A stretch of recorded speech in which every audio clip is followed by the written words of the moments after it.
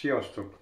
Szeretnék nektek bemutatni két Stihl motorfűrészt, aminek a kompresszió tesztjét szeretném elvégezni. Az egyik az egy Stihl MS018 típusú motorfűrész, 99-es évjárat, gyakorlatilag 24 éves masina, a másik pedig egy Stihl 026-os fűrész. Ezeknek szeretném ellenőrizni a motorja, hogy gyakorlatilag milyen állapotban van. Na, már a kisgépnek elkészítettem a csatlakozását, felhelyezem a kompressziómérőt, és akkor mindjárt leellenőrizzük, hogy azt mondja, hogy alaphelyzetben van a gázkar, az ki van, hogy hívják, olva, rögzítve, tehát nyitva van a folytószelep, és akkor nézzük mindjárt. Eszközölünk egy pár rántást.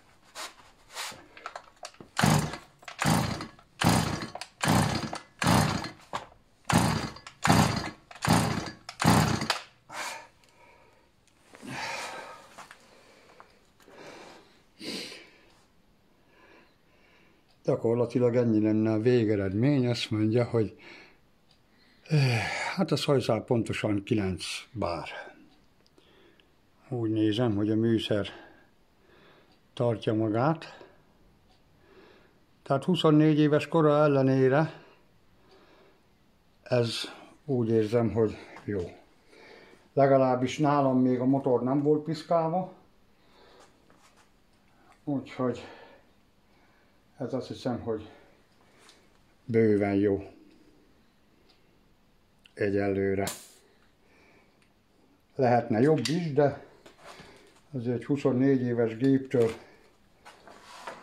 ez úgy érzem, hogy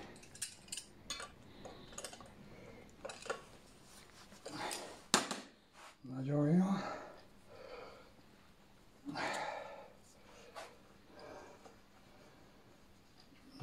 Na, egyszer azt elhelyezzük, és akkor jöjjön a 26-os. Ja, megveszük a burkolatot. Ezt már fellazítottam előre.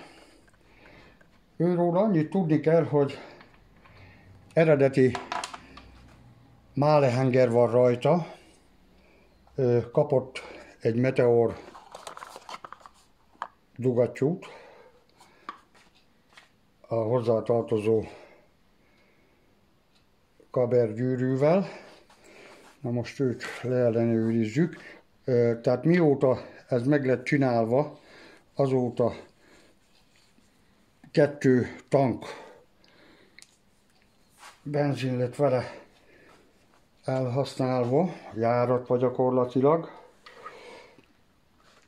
100-as benzin XP olajjal, 1:40 arányban egyelőre, utána megy neki az 1:50.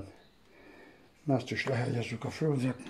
Dekompresszor szelep fent van, ugyanúgy folytószelep, az nyitva van, gázkar ki van kötve, és akkor nézzük.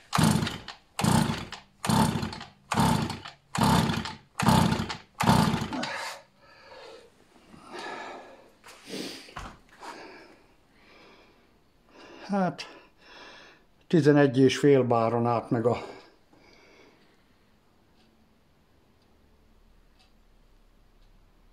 mutató. Úgy érzem, hogy ez első körben megfelel az elvárásoknak. Úgyhogy ez van.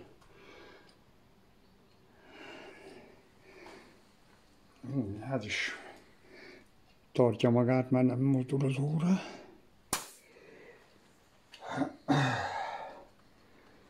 Nemrég vásároltam a gépeket.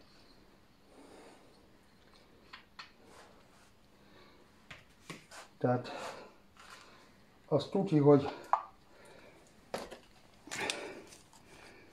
málehenger van rajta, mert az eredeti már le lett szedve.